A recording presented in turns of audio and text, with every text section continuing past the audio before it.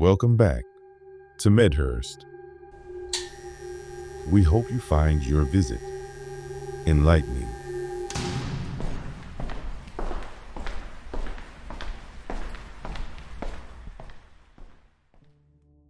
Dying isn't as easy as I thought it would be. I found that out the hard way. The morning of my demise, I woke to a dull, sunless sky. Rain pattered against the window as it had for the past 9 straight days. Clouds melded into a seamless layer of gray, making the leafless autumn trees seem dead. I didn't see the sense in getting out of bed, except that I had to empty my bladder. I contemplated if even that made it worth the effort. My career of over 4 decades ended the week before. AI was now doing it, and the company I'd worked to promote for the past 10 years made it abundantly clear that I wasn't needed anymore. They only meant to save their investors my pittance of a salary by letting me go. So that Friday, they had me collect my things, and the guard escorted me out of the building, as if I was the one who had done something wrong. My problem is that I had never been one for planning. After all, the future is a long way off. I remember entering my 30s thinking, maybe I should start saving for retirement. Then, I went to bed one night and the very next day, I was retirement age. Okay, it wasn't the very next day, but it sure felt like it. Those years whizzed by. Kids happened. And every penny made was needed for something urgent, like races, school sports, or endless house repairs. My 40s were one crisis after the next, with the kids crumbling under their insane social pressures and my marriage suffering for it. Things were said and wedges were driven.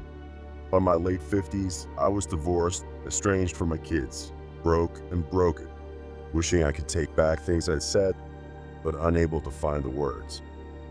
The end of my career was simply the final straw. So that gray morning, one thought came into my head before I even opened my eyes. My retirement plan is a bottle of sleeping pills. At first, I smiled, almost laughed. I thought it was funny in an ironic way, but then it started making sense. Perfect sense. You'd think ending it would be simple, right? Take your pick. A noose, a bullet, a jump.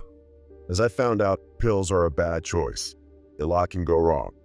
For one, they can make you nauseous, which can lead to stomach cramps and vomiting, which is painful and leaves a terrible taste in your mouth. Then, when you've puked out half your poison, it may not get the job done. It just leaves you curled up in a ball on the living room floor, sweating profusely and hoping for death to come. I lay there for days, paralyzed, staring at a corner of the room with my face plastered against the floor. The first day, I was angry with myself. How could I screw up something so simple? The second, I wondered how I could have been so stupid. What if my kids had found me dead? Was their trauma the type of legacy I wanted to leave? The phone did not ring often, but each time it did, I couldn't move to answer. When cars drove by, I hoped it might be one of the kids, but by the third day, I realized they weren't coming. And why would they? I hadn't seen any of them in at least a month. A delivery truck from Amazon stopping at my house by accident came to my rescue. Somehow, the driver spotted me lying on the floor in a puddle of my own waste and called 911. You could say I was found by mistake. After a short stay at the hospital, they brought me here. Now I sit propped up in this wheelchair where the smells of strong bleach and old urine sting my nostrils.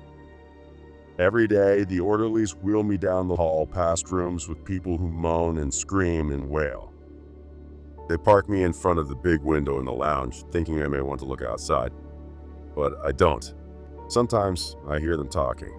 They say I shouldn't be here, that no pills could leave someone paralyzed like this. Still, here I sit. And as the days go by, all I want is a redo. To go back to before I got married, or had kids, or even started my career. If I could, I'd return to when I was 20 years old, with no pain to run from and no one to hurt. I'd do it right. I'd end this damn, senseless life, dependent on money and financial gain for success, running a rat race that less than 1% can win. This stupid life that promises nothing yet demands every effort you can muster. And for what? To buy yourself 2 weeks a year of vacation so you can forget the other 50 weeks of your life. I'd end it. I'd do it before I had dreams or made goals. I'd end it before love could come along and give it meaning.